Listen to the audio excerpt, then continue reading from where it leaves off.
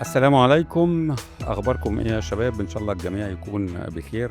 النهارده فات 15 14 يوم من رمضان. فبقينا في نص رمضان استعدادا للعشر الأواخر، وعشان هذا الاستعداد هنتكلم على نوع من أنواع المشاعر اللي مهمة جدا جدا جدا في حياتنا، واللي ناس كتيرة جدا جدا جدا متخيلة إنها فاهماه. آه، الحب. طبعًا زي ما متعودين هنعمل شوية recap سريع على اللي إحنا اتكلّمنا عليه المَرّة اللي فاتت. فإحنا الحلقة اللي فاتت اتكلّمنا عن عدم الاستحقاق أو مشاعر عدم الاستحقاق، وعرفنا إن دي مشاعر لذيذة ودمها خفيف، لإنّك أول ما تقول أنا ما أستحقش اللي حصل لي، تقوم المشاعر دي جاية تطلّع لك لسان تقول لك لأ أنت اللي تستحق عشان أنت اللي عملت. فطالما أنت اللي عملت يبقى أنت تستحق، يبقى أنت لازم تغيّر اللي أنت عملته.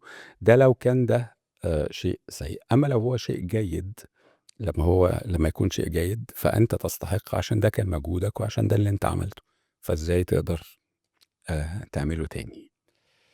فهي مشاعر إيجابية جدًا، وبتعلّمنا إن إحنا المسؤولين عن أفعالنا.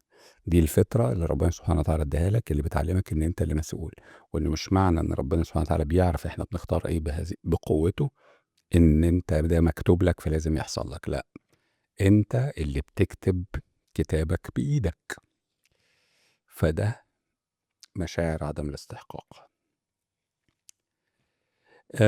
الحب ليه الناس كلّها بتفهمه غلط، وليه الناس بتتعامل معاه كلّها غلط؟ لإنها مش فاهمة المسألة اللي إحنا حكيناها في الأول، أحداث خارجية، مشاعر، حالة.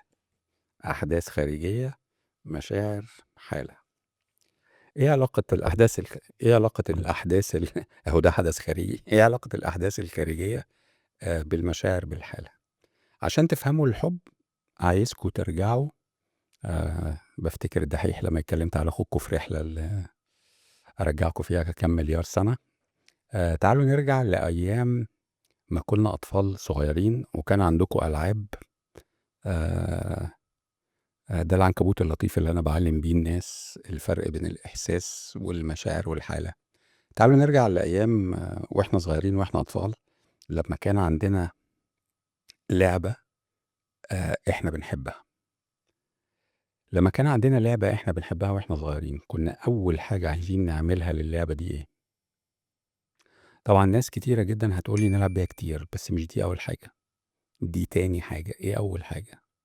أول حاجة بتبقى عايز تعملها للحاجات اللي أنت بتحبها.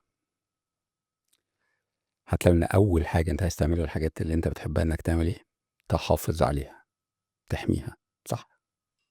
صح، أنا عارف إني صح.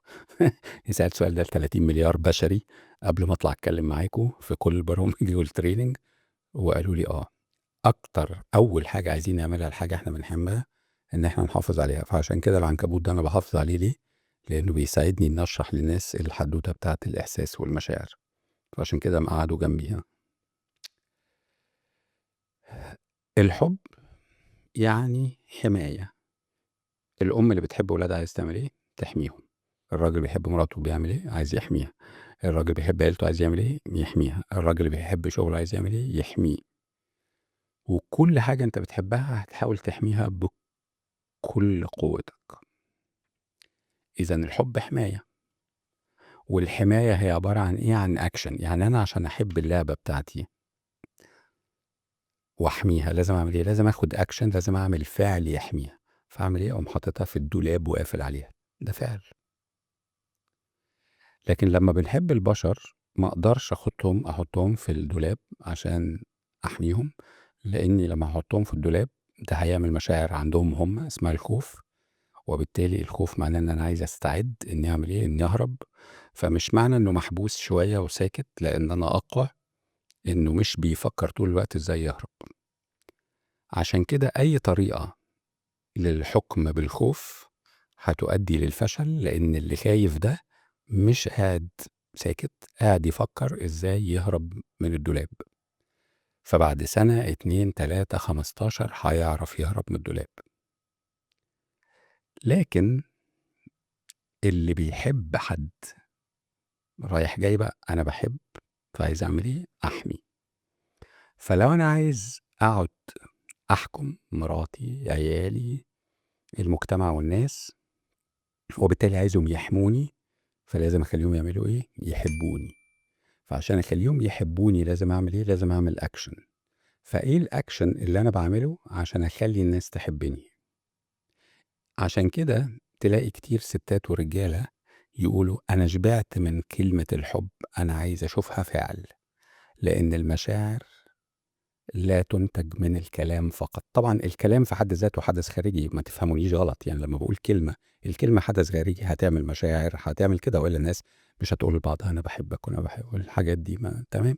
لكن بقول أنا بحبك وبحب، أنا أمسك إيدك وتمسك إيدي، فده أكشن أعلى شوية من اللفظ. لما مسكت إيدك ده لفظ أعلى يوصل مشاعر أعلى. لكن في حاجات أهم بقى، حاجات أهم إيه؟ إن أنت لو عايز حاجة بالليل أروح أعملها لك، ولو أنت عايز تتوصل فين فأنا عايز أوصلك. ليه عايز أوصلك؟ لأني بوريك إني بعمل أكشن ومجهود. لما كنا بنحب بعض زمان وإحنا صغيرين وشباب، مرات تقول لي أنا عايز أعمل مشوار اسكندرية الساعة 12 بالليل، وأنا خلاص بقى بالبيجامة أقوم قالع ومغير. بفتكر الفيلم بتاع اسمه إيه ده، لما كان آه تخين وعايز يخس، ويا حرام من كل ما يجي ينام تصحيه من النوم في رمضان عشان يروح العزا ويروح الحاجات. نسيت اسم الفيلم ايه بس. ونسيت اسم الممثل، يعني حاجة. ايه؟ احمد حلمي، ايوه صح. احمد حلمي. والفيلم بقى كان اسمه ايه كمان؟ مش فاكره الفيلم. الفيلم بتاع احمد حلمي لما كان عايز يخس، ده اكيد كلكم عارفين اسمه. يبقوا اكتبوا لي اسمه علشان افتكر الاسم. يعني طبعا مع احترامنا الكامل لاحمد حلمي، انا بحبه جدا وكل حاجات، بس بقى انا لسه اول مره كاميرا وحاجات. anyways، فقام وعمل مجهود وراح العزا وقعد يجري وعمل مسيحي عشان يعني مجهود. فبيعمل اكشن عشان يوري للناس اللي بيحبهم ان هو فعلا بيحبهم. فلما تعمل اكشن الحب يوصل اسرع، ولما الناس تحبك تبقى عايز تعمل ايه؟ تحافظ عليك. فلو انا عايز ابقى ديكتاتور واسيطر على الحكم، اخلي الناس تحبني، عشان لما الناس تحبني تحميني، ولما الناس هتحميني هتفضل طول الوقت عايزاني، لان اي حد بيحب اي حد هيفضل يحميه. دي روشتة لاي حد عنده طموح انه يبقى ديكتاتور من غير اي مجهود في ال في انه يفضل بقى يخايف ويعمل حاجات. الحب اسهل للديكتاتورية. عشان كده تلاقوا ناس بتعيش بال50 سنة و60 سنة عايشين مع بعض وبيحبوا بعض وعلاقتهم قوية جدا. ليه؟ الاتنين بيخافوا على بعض، الاتنين بيعملوا أكشن بيبين الحب. فالحب هو أكشن. اعمل أكشن حقيقي يترجم لمشاعر الحب. مشاعر الحب تحطك في حالة الحماية رايح جاي. الناس اللي مش فاهمة الحب بالطريقة دي بتعبر عنه بالكلام. تفضل تتكلم تتكلم، زي ما قلنا الكلام حدث خارجي وبيعمل مشاعر وبيعمل حاجة كويسة. لكن كلام كلام كلام كلام، في الآخر مفيش أكشنز حقيقية واضحة يخلي المشاعر تفطر حبة بحبة، فما يحطكش في حالة جيدة من إن أنا عايز أحافظ على العلاقة دي، أو عايز أحمي العلاقة دي، أو عايز أعمل ده. وده معناه إن العلاقة دي لازم تبقى علاقة تبادلية رايحة جاية، مش مستنية دور. يعني ما ينفعش تقول إيه، طب ما هو يعمل عشان أنا أعمل، أو أنا أعمل عشان أنت تعمل. لأ، إحنا الاتنين هنفضل نعمل من غير الانتظار بتاع العملية التبادلية دي. لأن في يوم أنت عندك مشاعر تانية، أنت مضغوط، عندك ضغط من حاجات، فمش قادر دلوقتي تعمل الأكشن ده، فيقوم الطرف التاني عامله أوتوماتيك مش مستني حاجة. ففي يوم تاني هيبقى هو عنده أكشن تاني فيقوم عامله، تقوم أنت عامل ده. فالعلاقة التبادلية اللي مش محتاجة مين الأول ومين التاني، وأنا مش هعمل كده عشان هو ما عملش كده، وعشان أنا هعمل ده مش هعمل ده. العلاقة دي لما تفضل عاملة كده على طول، يفضل الحب ده متقد وشغال ومستمر. أول لما الموضوع يتحول لترانزاكشن، اعمل أنت عشان أعمل أنا، فأنت ما عملتش فأنا مش هعمل، فيتحول الموضوع لأن النار دي تطفي، لأنها ما بتشتغلش غير بالأكشنز. وهنا هتلاقوا بقى عكس المشاعر اللي الناس بتسميها سلبية لكنها إيجابية جدا، اللي هو الغضب، الخوف، ده إشارة عشان تعمل حاجة سريعة. أما المشاعر اللي هم بيسموها إيجابية، اللي هي برضو إيجابية، محتاجة طول الوقت إني أفضل شغال عليها. فالحب من غير ما أفضل أشتغل عليه أكشنز أكشنز أكشنز أكشنز، يطفي. عكس التاني، تاني يجي يديك إنذار تعمل أكشن، يسكت، خلاص خلصت الحكاية. لان التانيين اجهزه انذار لمواقف انت محتاج تغيرها، لكن دي حاله انت عايزها بشكل مستمر، عايز تحسها من مراتك، عايز تحسها من ولادك، عايز تحسها من التيم اللي بيشتغل معاك، عايز تحسها من ده.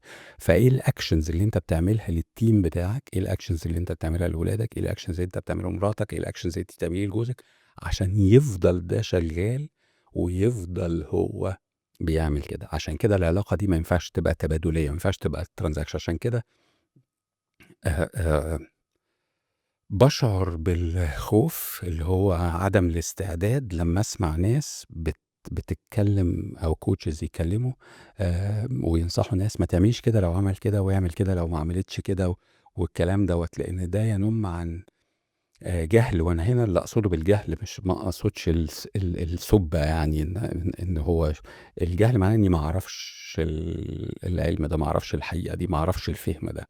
فالموضوع ده انا جاهل عنه يعني. فده اللي انا اقصده، لان انا بستخدمها كتير. فبرضه عشان انتوا تبقوا فاهمين المعنى اللي في بطن الشعر هو ايه، ان انا لما بقول على حد جاهل اقصد انه يجهل المعلومه، مش ان هو جاهل في حد ذاته بالمعنى الشتيمه يعني.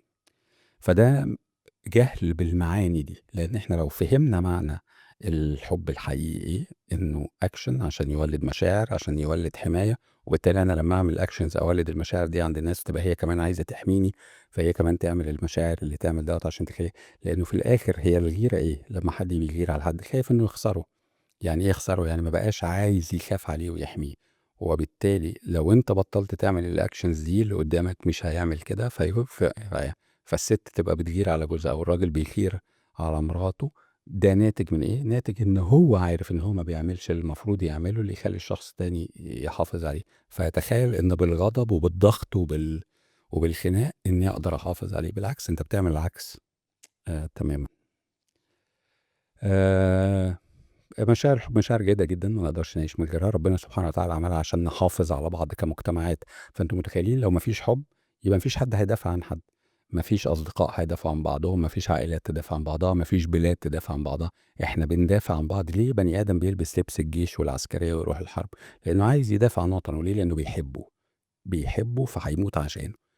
الحب حماية، والحماية أكشن، ولما آخد الأكشن الناس تحبني، ولما الناس تحبني تبقى عايزة تدافع عني، ولما تبقى عايزة تدافع عني تعمل أكشن عشان أنا أحبها فدافع عنها فتعمل أكشن، فنحب بعض فنعمل أكشن وحاجات كده. أنا بدأت أحب المايك ده من كتر ما هو لازق فيا وأنا متعود طبعا في الترينج أحرك إيديا كتير، فده عامل لي مشاكل. طيب الحلقة الجاية هنتكلم عن السعادة، وبما إنكم فهمتوا الحب أعتقد إنكم بدأتوا تفهموا السعادة. فالسعادة سر بسيط. سمعت ناس كتيرة يعني وأنا بحضر البودكاست ده، سمعت كلام كتير وكبير وفلسفي وعميق وطالع من العماميق عن السعادة.